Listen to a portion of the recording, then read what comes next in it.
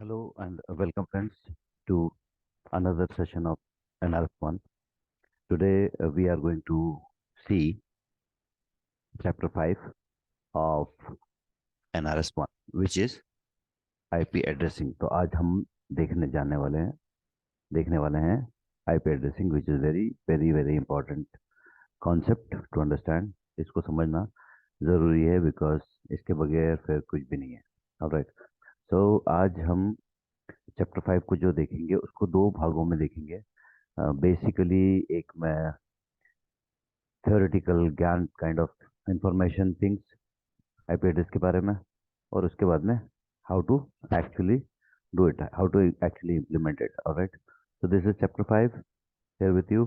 और before starting I would like to request you to share my videos with your friends and to subscribe if you are in a networking domain. So I have a lot of videos, और बहुत सारे मैं और लेके आने वाला हूँ. ये NRS1 कंप्लीट होने के बाद NRS2 भी हम देखेंगे. तो stay connected, which will be really helpful in near future. अभी तो हो सकता है कि the quality of the content is not so good. Maybe I will accept because I am also new in the sense. मैं भी अभी सीख ही रहा हूँ और शायद सीखता ही रहूँगा. ठीक है, तो आपसे निवेदन है मेरा कि कृपया करके आप इसे शेयर करें, और एटलीस्ट एक हमारे पास इतना तो हो कि अ, देखने वाले लोग तो हों, कम से कम सब्सक्राइबर तो हों. ठीक है, तो लेट्स डू इट नाउ. काफ़ी बातें बता दी मैंने. एक मिनट में पॉइंटर चालू कर देता हूँ, which is complicated thing actually. 1 minute मोर.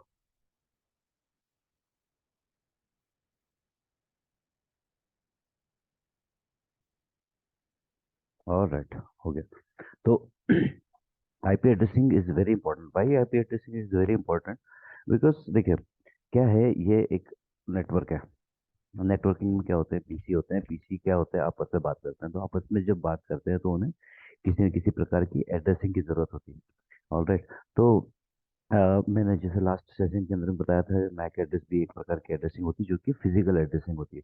अब ये आईपी एड्रेसिंग जो है वो होती है logical. Logical in the sense कि ये किसी हार्डवेयर के ऊपर में नहीं छपी होती, ये कॉन्फ़िगर की जाती है. ओके, अब इसका इस्तेमाल करके जो एक डिवाइस एक्स है वो वाई डिवाइस से कम्युनिकेट करता है. ओके, तो थोड़ा पहले थ्योरेटिकल हम देखते हैं क्या है. इंटरनेट प्रोटोकॉल क्या होता है? An L3 addressing is a unique and is used to identify all devices on the internet. The addressing is based on a centralized plan, and the address distribution is controlled by a global authority known as Internet Assigned Number Authority. The reason for this control of addressing is to ensure that every internet device has a unique address. तो unique address होना चाहिए हर device का, तभी communication हो पाएगा. Otherwise क्या होगा कि अदरवाइज ये होगा कि डेटा किसी एक्स के लिए था और वाई के लिए चला गया. For example in real life ऐसा सिनेरियो हो जाता है कभी कभी कि एक ही स्कूल में, एक ही क्लास में, या एक ही कंपनी के अंदर में दो एक ही नाम के लोग होते हैं. तो उन इन दैट केस हम क्या करते हैं, for identification in email, emailing address के अंदर में क्या करते हैं कि हम, जैसे समझ लीजिए राम कुमार है. फॉर इंस्टेंस राम कुमार है हमारी कंपनी के अंदर में. तो दो राम कुमार है, और दोनों में राम भी है और सरनेम भी उनका कुमार है, राम कुमार. ऑलराइट, तो राम कुमार अगर दोनों सेम हो गए तो ईमेल एड्रेसिंग को तो यूनिक मेंटेन करना ही पड़ेगा. तो @ फॉर इंस्टेंस gmail.com है. तो to maintain the unique uniqueness, Ram Kumar 1 कर देते हैं उसको और राम कुमार 2 कर देते हैं. तो इसी प्रकार कंप्यूटर को भी एड्रेसेस जो है वो सारे के सारे हमेशा यूनिक होने चाहिए इंटरनेट पर, तभी फिजिबल है कि कम्युनिकेशन ढंग से हो जाए। Okay, this unique address ensure that data is delivered properly from a source to the correct destination no matter where in the world device are located। तो इससे क्या है, ये पॉसिबल हो पाता है कि करेक्ट डेटा पहुंचे। ऑलराइट, तो layer 3 and internet protocol, by far the most widely used L3 protocol is internet protocol. तो इस प्रोटोकॉल को क्या बोलते हैं, जो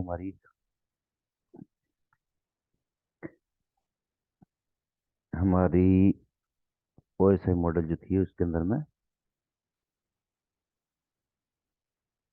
लेयर 1 जो कि फिजिकल थी, लेयर 2 जो कि डेटा लिंक लेयर कहलाती है, और लेयर 3 जो है वो कहलाती है आपकी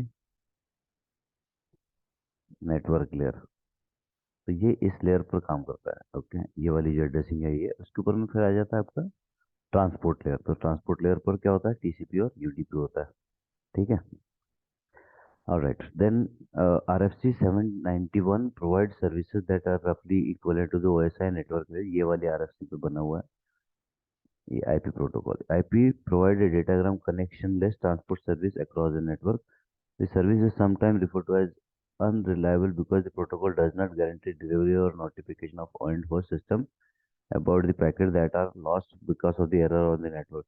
तो ये कनेक्शनलेस है इन दैट सेंस कि इसमें एक्नॉलेजमेंट नहीं होता है कि डेटा पहुंचा कि नहीं पहुंचा, उसका एक्नॉलेजमेंट नहीं होगा। तो ये जिम्मेदारी छोड़ दी जाती है लेयर 4 के ऊपर में, ट्रांसपोर्ट लेयर के ऊपर में। Note that this does not mean that IP is unreliable in the traditional sense of its term. It does not mean that IP drop large number of packets. It simply means that IP layer does not itself worry about packet loss, but instead it rely on upper layer protocol like TCP protocol के ऊपर में rely करता है इस बात के लिए वो कि वो चेक कर लेगा अगर कुछ ड्रॉप हुआ है तो वो वापस रिक्वेस्ट सेंड करके मंगवा लेगा जो पैकेट ड्रॉप हो गया। Okay, routing table are constructed on every router using the routing table, and it is this table that are referenced when the incoming data has to be forwarded out of the right interface। अब देखो, अब हम देखते हैं क्या कि कैसे ये जैसे एड्रेसिंग का इस्तेमाल हुआ। ये है आईपी का हेडर। ठीक है, हेडर के अंदर में हम नहीं जाएंगे मोर डिटेल में, लेकिन हमारे को the important thing which we wanted to keep in mind is this two field. Okay, तो ये दो फील्ड जो है source IP address and destination IP address जो है इसको हम ध्यान देते हैं। ओके, नेक्स्ट, अभी और हम मैं उस बात के ऊपर वापस आता हूँ, एड्रेसिंग जो मैं आपको वो दिखाया उसके ऊपर। पहले ये डेफिनेशन वापस पढ़ लेते हैं। IPv4, इसी आईपी को IPv4 भी बोलते हैं क्योंकि इसमें क्या होता है, चार हिस्सों में बटा हुआ है, चार सेक्शन है इसके। Okay, the IPv4 version address is 32 bit long. Bit क्या होता है, बिट बिट होता है 0 और 1 जिस पर कंप्यूटर काम करता है। 0 और 1, जैसे हम हमारा नंबर सिस्टम कैसा है, 0 से लेके 9 तक के, वैसे कंप्यूटर का नंबर सिस्टम और अल्फा नंबर न्यूमेरिक सब चीज वो 0 1 में ही समझता है। It is normally expressed as 4 decimal number as a simpler representation for human. अब ये है तो एक नंबर ही, ठीक है तो एक नंबर ही, ह्यूज नंबर, कुछ 7 8 डिजिट का, 10 डिजिट का। ओके, और उसको रिप्रेजेंट करने और याद करने के लिए इसको क्या किया हमने, उस नंबर को चार हिस्सों में, चार डेसिमल फॉर्मेट में उसको लिखना सीखा है। और इस फॉर्मेट को हम क्या बोलते हैं, this format is called as dotted decimal notation. Dotted decimal notation ये वाला। Now the dotted decimal format divide 32 bit IP address into 4 octet of 8 bit each. तो इसके अंदर में 8 बिट, प्रत्येक में 8 बिट है। ओके, प्रत्येक में 8 बिट है, राइट। अब मैं आपको बताता हूँ पहले उस राउटिंग टेबल के बारे में। एक राउटर ये है, हम संसार के सभी राउटर या इंटरनेट को बनाने की कोशिश करते हैं इन चंद राउटरों में। We assume that there are hundreds and millions of routers present in the world is here, और ये आपस में कनेक्टेड है कुछ इस तरह से, सीरियल लिंक, फिर सीरियल इथरनेट लिंक, फिर सीरियल लिंक, फिर serial link, something something like that, कुछ इस तरह से कनेक्टेड हो सकता है, कैसे भी कनेक्टेड हो सकते हैं। ठीक है, अब हम इसको तीन हिस्सों में बांट देते हैं ऐसे। इस तरफ कर दिया हमने अफ्रीका, एशिया, अमेरिका, और इधर हमने लगा दिया इसमें एक एंटरप्राइज, इधर हमने लगा दिया एक एंटरप्राइज। अब क्या होता है कि जो हमारी एड्रेसिंग सिस्टम है, यहाँ से एंटरप्राइज से इंटरनेट पर तक के वो सोर्स और डेस्टिनेशन लेके पैकेट आता है, और यहाँ से ये राउटर उसको बताता है कि उसको इधर भेजना है कि इधर भेजना है। तो उसमें ये जो पैकेट था ये वाला, इसका ये सोर्स और डेस्टिनेशन आईपी एड्रेस जो है वो पिक्चर में आता है। ऑलराइट, अब ये एड्रेसिंग जब चालू हुई तो दो कॉन्सेप्ट इसके अंदर में, क्लास फुल, ये शुरू होते के समय, फिर आई क्लास लेस। दो और डिवीजन है इसके अंदर में, एक है पब्लिक और एक है प्राइवेट। पब्लिक और प्राइवेट। तो पब्लिक वाले जो एड्रेसेस हैं वो जाते हैं इंटरनेट पर, और प्राइवेट वाले जो है वो एंटरप्राइज के अंदर ही अंदर आपस में बात करने के लिए यूज होते हैं। ओके, तो अब हम देखते हैं कि एड्रेसिंग जो है वो कैसे क्लासेस में बटी हुई है।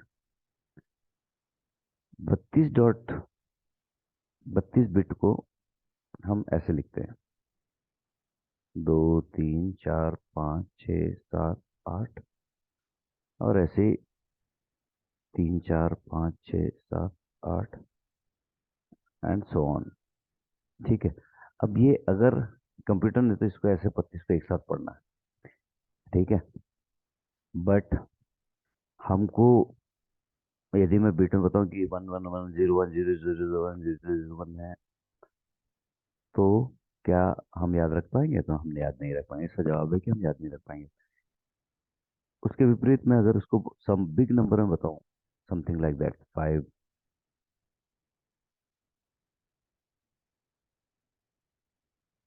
मैं बोल दूं आपको कि भाई ये आपके पीसी का आईपी एड्रेस है, तो क्या आप इसे याद करके कर पाओगे? नहीं कर पाओगे, रख नहीं पाओगे याद। और यदि 10 पीसी रहे और ऐसे मैंने कि इसी का कोई सा XYZ नंबर रैंडम हो, वो दे दिया, तो फिर तो ये बहुत ही कॉम्प्लेक्स हो जाता है। तो इसको इंसान कंप्यूटर के फॉर्मेट में रिप्रेजेंट इस तरह किया जाता है, और इंसानों के लिए 8 बिट के डॉटेड डेसिमल को बाइनरी में रिप्रेजेंट करके 192.168.0.1 इस फॉर्मेट में किया जाता है। ठीक है, अब जैसे मैंने बताया आपको पब्लिक एड्रेस और प्राइवेट एड्रेस, तो जो पूरे एड्रेसेस हैं, ये इतने सारे एड्रेसेस, इनमें कुछ एड्रेसेस एक एक सीरीज जो है वो प्राइवेट की है, और बाकी जो है पब्लिक की है। Public and private.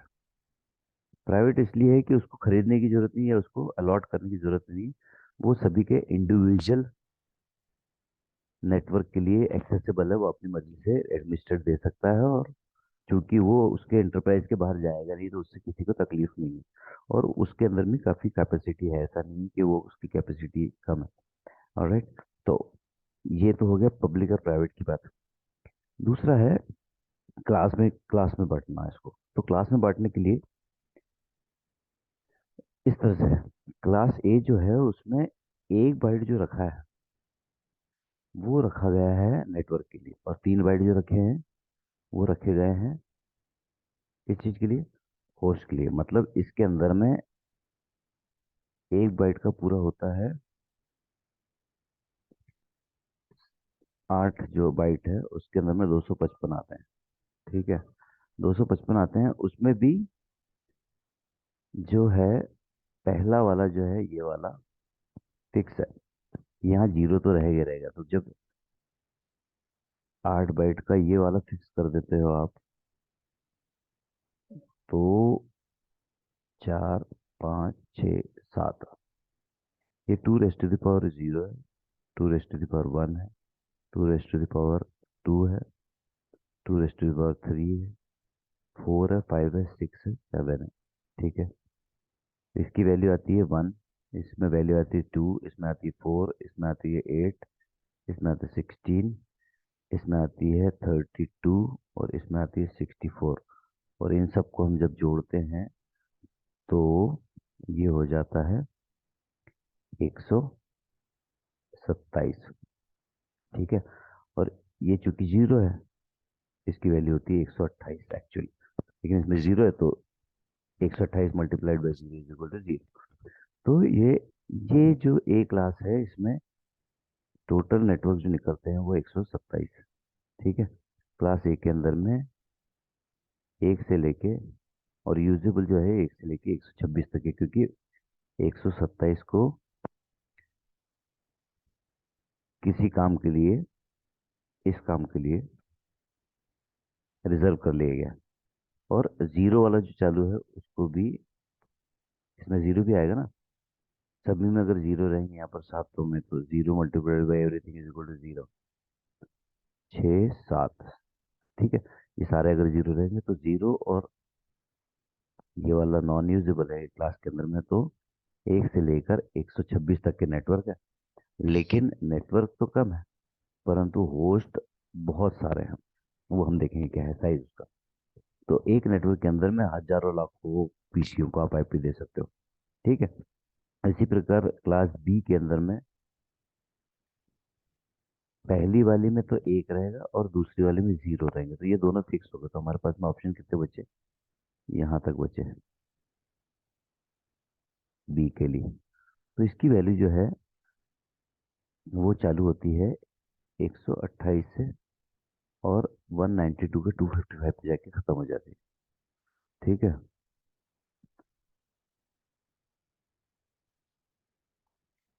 Okay.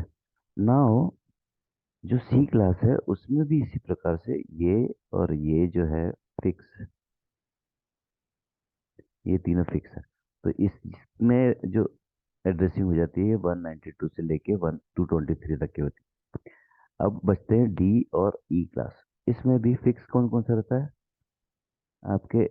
1 2 3 4, 4 fix रहते हैं उसके अंदर। तो ये हो जाता है 224 से लेके 239 तक के, और ये काम में आते हैं मल्टीकास्टिंग के। और जो लास्ट वाले हैं उसको भी रखा हुआ है हमने फॉर, उसको भी रखा हुआ है हमने हमारे पास में एक्सपेरिमेंटल यूज के लिए, तो वो भी यूज नहीं होता है। ठीक है, अब इसके बाद में जो है, ये हमने देख लिया एड्रेसिंग, क्लासफुल एड्रेसिंग। ओके, अब बनता क्या है? Special addresses. ये है स्पेशल एड्रेसेस। ये वाला हो गया आपका, मतलब उन्हीं ब्लॉकों में से ये वाले छाट के किसी दूसरे पर्पस के लिए छोड़ रखे हैं। ये पर्पस क्या है? ये आपके लिंक को IPv6 के अंदर में अपने आप आईपी एड्रेस देने के लिए, सुविधा के लिए छोड़ दिया है। ये दूसरा वाला जो है वो लूपबैक एड्रेसेस और इसी की रेंज के अंदर में प्रोटोकॉलों में भी यूज होने के लिए छोड़े हुए हैं। और ये वाला जो है use to communicate with in the current network. तो ये सब चीज है। ओके, दूसरा जो कॉन्सेप्ट इसके अंदर में है, अभी तक के हमने देखा था क्लासफुल। तो क्लासफुल जो कॉन्सेप्ट था क्लासफुल, उसके अंदर में क्लास डिफाइन थी। तो क्लास डिफाइन होने में क्या हो रहा था कि एक क्लास के अंदर जैसे देखा आपने कि 128 नेटवर्क, 126 नेटवर्क के अंदर में हर किसी के पास में बहुत ज़्यादा नंबर ऑफ एड्रेसेस है। तो किसी को अगर नहीं यूज़ करना है इतने ज़्यादा, बड़ा एग्जांपल नहीं लेते हम, छोटा एग्जांपल लेते हैं कि सी क्लास के अंदर में तीन जो थे वो तीन तो नेटवर्क के पोर्शन थे, और चार चौथा जो है वो है आपका होस्ट पोर्शन। और होस्ट पोर्शन के अंदर में भी 254 होस्ट की कैपेसिटी है, 254 की। अब किसी को अगर 20 ही लेने हैं तो उसके पास में बाकी के जो 234 एड्रेसेस है वो तो वेस्ट हो जाते थे। तो ये वो वाला सिस्टम बंद करके, कि क्या हुआ बाद में फिर आईपी एड्रेस की कमी होने लगी। शुरू में तो कम नेटवर्क, इंटरनेट आया नहीं था, छोटा नेटवर्क था, तो किसी ने एज्यूम ही नहीं किया था कि ऐसा होगा। तो फिर उस क्लासलेस को, क्लासफुल को क्लासलेस में कन्वर्ट किया गया। तो क्लासलेस के अंदर में ये दो कॉन्सेप्ट है, VLSM और CIDER। बेसिकली ये जो है ये है two by bit from by bit from host portion, to buy bit from host portion and create more network। ठीक है। और ये जो है ये उसका ऑपोजिट है, इसको सबनेटिंग भी कहते हैं, और ये सुपरनेट है। ठीक है। तो ये सुपरनेटिंग है और ये सबनेटिंग है। ये वाला जो पोर्शन है ये, इसमें क्या करते हैं कि हम किसी को, मैंने एक दे दिया ब्लॉक, सपोज 100 100 100 डॉट एक्स कुछ भी दे दिया, /24 दे दिया। /24 दिया मतलब उसके पास 254 की कैपेसिटी थी। अब उसने उसके पास चार नेटवर्क है जिसके अंदर में अलग अलग पीसी रखे हुए हैं, और सभी में 10-10 पीसी रखे हैं। तो वो क्या करेगा, 10 पीसी को आईपी एड्रेस देना है, तो इसका एक फॉर्मूला है, n⁻² minus 2 is equal to number of required bit. तो n⁻, अगर एक बिट के हिसाब से एड्रेस देता हूँ मैं, 1⁻² - 2 कुछ भी नहीं, तो /32 तो कुछ काम कर नहीं रहा, /31 भी किसी काम का नहीं रहा। ठीक है। /28 /28 मतलब जो 24 के बाद में bit 1, bit 2, bit 3, bit 4, bit 5, bit 6, bit 7, bit 8। तो ये हो गई आपकी पहली वाली बिट। यदि ये देता हूँ तो इसमें कितने हो सकते हैं, कुछ भी नहीं हो सकते हैं। अभी 0 बिट वाला कॉन्सेप्ट नहीं हम कंसिडर कर रहे हैं। ये अगर देता हूँ तो कितने ऑप्शन हो सकते हैं इसमें, एक 0 0, ये तो काम में नहीं आएगा, 0 1 1 0 और 1 1, तो ये दो काम में नहीं आएंगे, तो दो हो गए। ठीक है। तो n⁻² का -2 किया तो क्या हुआ, 2⁻² is equal to 4 - 2 is equal to 2। तो हमें कितने चाहिए, 10 चाहिए, तो 2⁻³ करेंगे हम। 2⁻³ कितना हो जाता है, 8 हो जाता है। इससे भी हमारा काम नहीं है। 2⁻4 से हमारा काम बन जाएगा। क्यों बनेगा, 2⁻4 इज इक्वल टू 16 - 2। तो इसके अंदर में कितने होस्टों को आईपी एड्रेस देने की गुंजाइश है, 14 होस्टों को। तो ये क्या करेगा, 24 वाले जो से मैंने आपको एड्रेस दिया, व्हाइट बोर्ड पे करके देखते हैं, एक सेकेंड।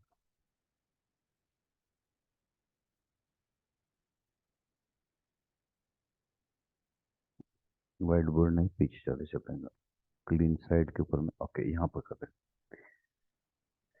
तो हम्म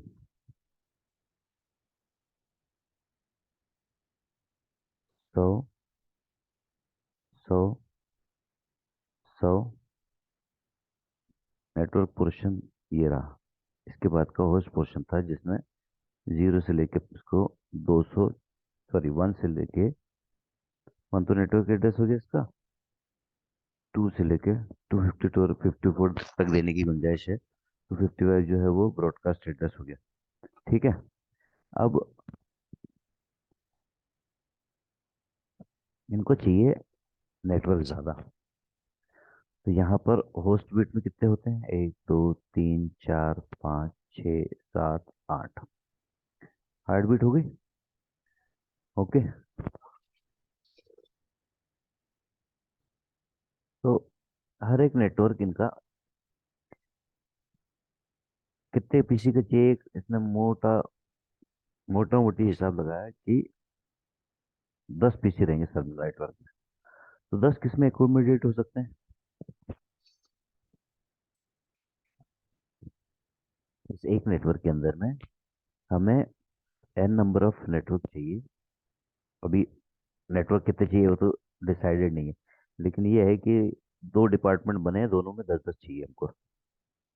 10 10 पीसी चाहिए, तो 10 पीसी के आईपी एड्रेस कहाँ से निकल सकते हैं, अगर मैं इसको यहाँ से लेके यहाँ तक के पूरा कितना हो गया, 24 से लेके ये 32 हो गया।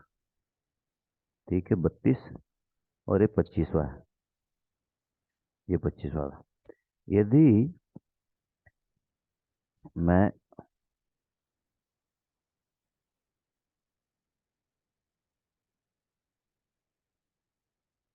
1 2 3 4 5 6 7 बिट उधार लेता हूँ, तो इसमें होस्ट बनने की गुंजाइश कितनी है, 0 और 1, दोनों ही कोई होस्ट नहीं बनता, मतलब /32 में तो कुछ नहीं है। ठीक है। एक और कम करता हूँ, 7 के बदले मैं अब 6 बिट उधार लेता हूँ। नेटवर्क सब नेटवर्क बनाने के लिए 6 बिट उधार लेता हूँ। तो होस्ट पोर्शन के लिए मेरे पास कितने बच गए, 2 बच गए। अब इन दो में क्या होएगा, 0 1 ऊपर हो गया ये वाले में, और इसमें भी। तो ये हो गया ऐसे, 0 0 0 1 1 0 और 1 1। तो एक आपको पता है कि एक नेटवर्क पोर्शन हो जाता है और एक आपका हो जाता है ब्रॉडकास्ट। तो यूजेबल कितने होते हैं, दो। फॉर्मूला भी क्या है हमारा, n⁻² - 2। तो इसी फॉर्मूले के हिसाब से अब मैं सोचता हूँ कि 3 ले लेते हैं होस्ट के लिए। तो 3 का क्या हुआ, 8 - 2 = 6। इससे भी हमारा सफिशिएंट नहीं हो पा रहा। तो ये वाला लेके देखते हैं। 4 बिट जब लूंगा मैं तो ये हो जाएगा 16 - 2। हाँ, तो इसका ये वाला जवाब ठीक है। तो अब हम क्या करते हैं कि हम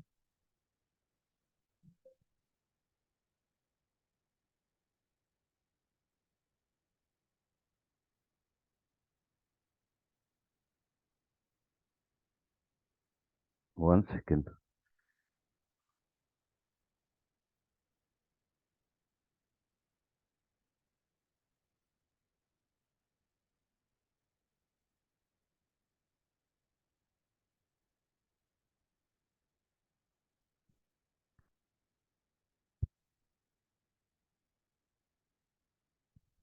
ओके, हम क्या करते हैं तो फिर थोड़ा यहाँ जाके,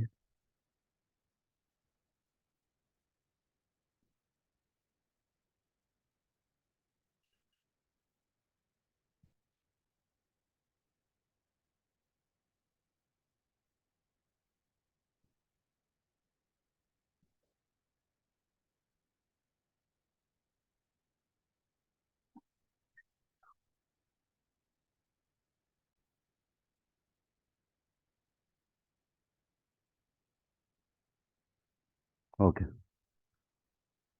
ऑलराइट, सॉरी।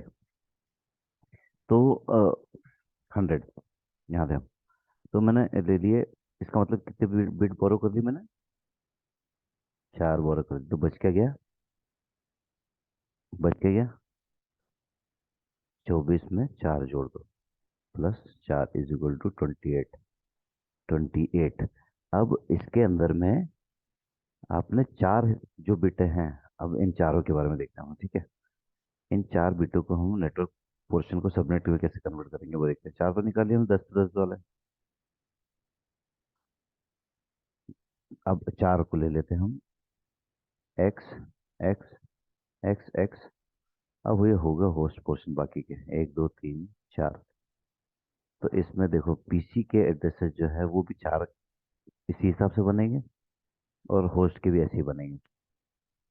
मैं इसको लिख देता हूँ, इसकी वैल्यू क्या रहती है 1, इसकी वैल्यू क्या रहती है 2, इसकी वैल्यू क्या रहती है 4, इसकी वैल्यू क्या रहती है 8। टोटल कितने हो गए, 8 4 2 16, और एक माइनस मतलब 15 हो गए। 15 में के 2 होस्ट इसके अंदर नॉन यूजेबल रहेंगे, एक नॉन यूजेबल रहेगा, सॉरी। ठीक है। ओके, तो अब देख रहे हैं यहाँ पर, ये इसकी क्या वैल्यू है 16। तो इसका जो है पहला नेटवर्क जो बनेगा वो बनेगा 100.100.100.0 का बन गया। ये सारे जीरो हो गए। तो दूसरा नेटवर्क जो बनेगा, यहाँ पर 1 कर दिया हमने तो 16। तीसरा जो नेटवर्क बनेगा, ऐसे अब 16 जोड़ते जाओ, 16, तीसरा बनेगा 32। ये कितने बनेंगे, 2 टू रेस्ट टू दावर 4, माने कि ये बनेंगे 2 × 2 × 2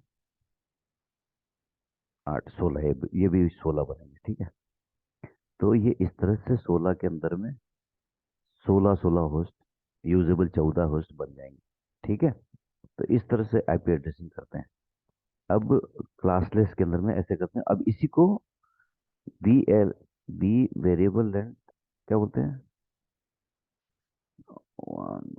हाँ इसको क्या बोलते हैं, वेरिएबल लेंथ सबनेट मास्क। ये होगी सबनेटिंग। अब ये समझो कि ये मैं सर्विस प्रोवाइडर था और मैंने ये आपको दिया था, और मैं ये सर्विस प्रोवाइडर हूँ जो जिसके पास में इससे पहले के ऐसे आईपी एड्रेस रखे हुए हैं जिसने मुझे दिए थे। जैसे मैंने आपको 24 को 28 काट के दे दिए, वैसे किसी ने मुझे 20 काट के दिए हुए थे। उसके पास में 20 वाला ब्लॉक था और उसने मुझे 24 दिया था। तो जब मैं एज ए सर्विस प्रोवाइडर ऊपर वालों को ट्रैफिक दूंगा या ऊपर वाले को राउट्स दूंगा, तो मैं ऐसे ही उसको टुकड़े में नहीं दूंगा 228 में, क्योंकि ये हायरार्की के अंदर में मैं ऊपर वाले सर्विस प्रोवाइडर से नीचे हूँ, और मेरे जैसे कई सारे हैं उसके पास में। ठीक है, जिनको उसने उस ब्लॉक के अंदर में से दिए हुए, और मैंने भी ऐसे ही किया हुआ। तो अब मैं, मेरे पास जो आ रहा है राउट वेरिएबल, मैं टूटे हुए राउट जो आ रहा है, मतलब जो मोर स्पेसिफिक राउट आ रहा है, मैं उनको क्या करूंगा, एग्रीगेट करके अपने से ऊपर वाले को भिजवाऊंगा। क्यों भिजवाऊंगा, क्योंकि उसके पास में उससे भी छोटे आए होंगे उसके ऊपर से, /10 का ब्लॉक। वहां पर कम राउट एक्सचेंज करते हैं वो लोग। ठीक है। तो समझ लो लेवल 3 से AT&T सबसे ऊपर है। ये दोनों जो राउट ब्लॉक आपस में AT&T AT&T है, ये जो भी राउट शेयर करते हैं एक दूसरे के बीच में, लेवल 1 ISP से, वो /16 या /20 के ब्लॉक के करेंगे। और हम जब नीचे से शेयर करते जाएंगे, हम अगर लेवल 3 से डायरेक्टली जुड़ते, मतलब ISP लेयर 3 वाले ISP से जुड़े हुए हैं, तो इनके पास /28 के ब्लॉक रखे होंगे। ठीक है। तो ये इसका बेनिफिट था। उसको बोलते हैं हम CIDR। इसको, ये जो CIDR है, क्लासलेस इंटर डोमेन, डोमिनो के बीच में डोमेनों के बीच में क्लासलेस फॉर्मेट में कम्युनिकेशन होने को क्लासलेस इंटरडोमेन कहते हैं। तो डिफरेंस कुछ भी नहीं है, डिफरेंस एक सोच का है। ये रहा ग्लास हमारा, ये ग्लास जो है इसमें पानी भरा हुआ है, आधा पानी भरा हुआ है। मैं क्या बोल रहा हूँ, आधा पानी भरा हुआ है। एक दूसरा पर्सन पर्सपेक्टिव के हिसाब से क्या बोल सकते हैं कि आधा ग्लास खाली है, बात एक ही है। ये है सुपरनेटिंग। मतलब ये सुपरनेटिंग है जो कि इंटर डोमेन में खास तौर पे इसको यूज होता है। इंटर डोमेन मतलब मेरी इंटरप्राइज और दूसरे की इंटरप्राइज। और ये जो है इंट्रा डोमेन में जनरली इसका यूज होता है, वर्चुअल एंड सबनेट मास्क का, हमारे विभागों को डिफरेंट बांटने में। ठीक है। तो बाकी जो है कि इसको किस तरह से हम एक्सरसाइज करते हैं वो दूसरे में प्रैक्टिस दूसरे में देखेंगे। तो डिस्कशन पॉइंट ऑफ व्यू से जो भी हमको समझना था वो समझ लिया। ये सी आई डी आर देखो, ये मैंने इसमें लिखा हुआ है। सी आई डी आर जो है is VALSM is allow to steal bit from host part. और सुपर नेटिंग में क्या करते हैं, नेटवर्क पार्ट में जैसे मैंने और मेरे भाई ने और मेरे दोस्तों ने चार, हम पांच लोगों ने एक आईएसपी चालू करा, गुड़गांव के अंदर में चालू करा हमने, लेकिन लिया भारतीय एयरटेल से। तो भारतीय एयरटेल ने हमको क्या दिया, /20 का ब्लॉक दे दिया, क्योंकि हम भी एक आईएसपी बन गए, छोटे मोटे से आईएसपी। 15 लोग 16 लोग मिलके हमने ले लिया, तो 16 उसने आईपी दे दी। उसने क्या किया, वही किया कि /24 को 16 भागों में बांट के एक साथ कंटिन्यूअस जो है आईपी एड्रेस हमको दे दिया। अब हम जब उसको पहुंचाते हैं, अब हम आईएसपी बन गए, हमने कस्टमर को दिए /30 का हमसे काम होगा। कस्टमर को हम सिर्फ दो ही पीसी के लिए आईपी एड्रेस दे रहे हैं, तो हमने /30 दिया सबको। तो जब हम /30 में उसी आईपी एड्रेस को बांटते हैं तो उसको VLSM कहते हैं। बट यही ट्रैफिक को भिजवाने के लिए हमको राउट एयरटेल को भी भेजना पड़ेगा, ए राउट, हम अलग अलग लोग भेजते हैं। तो हम क्या करते हैं, ये /30 को एग्रीगेट करते हैं, मतलब /30 को /24 बनाते हैं और फिर ऊपर भेजाते हैं। इसको हम CIDR करते हैं। और ये दोनों अलग अलग इसीलिए है क्योंकि पहले क्या होता था कि जो प्रोटोकॉल थे वो रिप वगैरह जो थे उसके अंदर में क्लास फुल एड्रेसिंग को ही पहचानने की ताकत थी, और वो सिर्फ /24 या class A class B class C इसको ही समझते थे। बाद में ये कॉन्सेप्ट को थोड़ा एक्सपैंड किया गया, अलग RFC आई, और उसके अंदर में क्या हुआ कि /28 भी वो सेंड करने लग गया। पहले जैसे सपोज यहाँ से राउट वहाँ गया, तो वेल नोन बात थी कि 10 का सीरीज है मतलब क्लास A। अच्छा, 172 का मतलब क्लास B है, और 192 के ऊपर का है तो क्लास C है। ये एक डी फैक्टो था। तो उसके बाद में जब RFC में चेंजेस हुए, क्योंकि मैंने पहले ही बताया कि क्या हुआ कि स्केर्सिटी ऑफ आईपी एड्रेस आया, तो आप क्या इतने सारे वेस्ट नहीं कर सकते, जिसके पास है वो भी वेस्ट नहीं कर सकता था। तो उसके लिए क्या किया है, virtual length, variable length subnet mask, ये वाला चालू किया। तो ये चालू किया, इसका मतलब ये हुआ कि प्रोटोकॉल रिप वर्जन 2 आया, उसके अंदर में पहले सबनेट मास्क नहीं जाता था, ट्रैवल नहीं करता था from one device to another device. तो बिकॉज इट वाज एज्यूम कि 10 अगर लिखा होगा इनिशियल में, अर्थात वो पहली वाली बिट अगर फिक्स होगी 1, तो वो क्लास A का एड्रेस है, तो वो इस तरह से करता था। ठीक है। अब ये एक टेबल है, इसमें एग्जाम्पल दिया हुआ है मल्टीप्लायर वगैरह का। देखो 2 रेस्ट टू द पावर कितना होता है, 2 रेस्ट टू द पावर 2 क्या होता है, 2 रेस्ट टू द पावर ऐसे ही। ये जो हमारा 32 बिट है, देखो ह्यूमन रीडेबल फॉर्म में नहीं, मतलब रीडेबल फॉर्म में तो है लेकिन रिमेम्बर वाले फॉर्म में नहीं है। अगर पूरे 32 के 32 आईपी एड्रेस को अगर हम इस तरह से लिखते हैं और इस तरह से शेयर करते हैं एक दूसरे को, तो कितने डिजिट, 1 2 3 4 5 6 7 8 9 10 11। तो एक्चुअली पीसी का एड्रेस कुछ इस तरह का ही है, कुछ ऐसा ही है, परंतु उसको रिप्रेजेंटेशन पीसी के लिए हमने बाइनरी में किया हो, और हमारे लिए हमने उसको डॉटेड डेसिमेटर डेसिमल फॉर्मेट में किया हो। ठीक है। तो ये था हमारा अब तक का IPv4 के बारे में। मैं इसको दो भाग में बांट रहा हूँ क्योंकि इसके बाद में हम और इसके अंदर डिटेल में जाएंगे थोड़ा और। लेकिन ये था सिलेबस वाइज, यही सब डिस्कस करना था।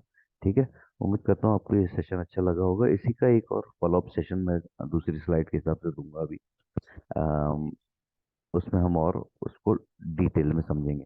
ठीक है। तो उम्मीद करता हूँ सेशन इज फ्रूटफुल, आपको कुछ समझ में आया होगा। Thank you for watching, have a good day.